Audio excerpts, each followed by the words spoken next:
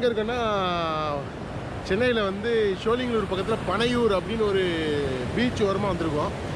இங்கே எதுக்கு வந்திருக்கோன்னா coastal cleanup, அதாவது பீச்சை வந்து நம்ம ரொம்ப அசுத்தம் பண்ணுறோம், மறுபடியும் நம்மளே தான் சுத்தம் பண்ணணும் இல்லையா? ஸோ அந்த ஒரு வேலைக்கு வேண்டி தான் அங்கே வந்திருக்கோம்.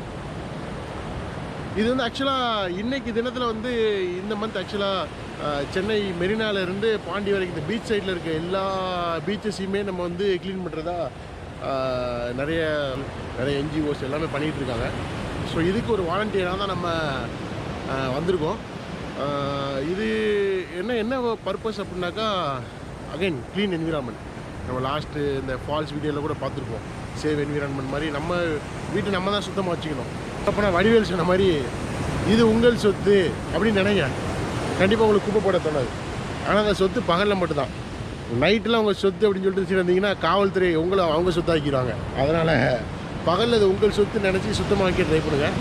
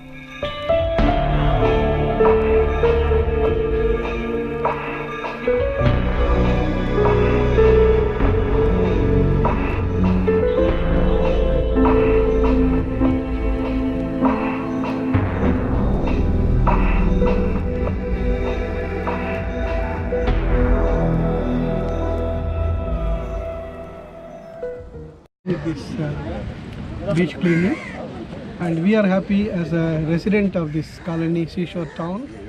Our president Mr. Srinivasan has taken the initiative to invite the members from our association to join the other team to make our beach more clean and more enjoyable. And this has created the awareness among our residents also now, and we have now pledged to continue this almost every month in our team itself to make this third marina of the world. Super.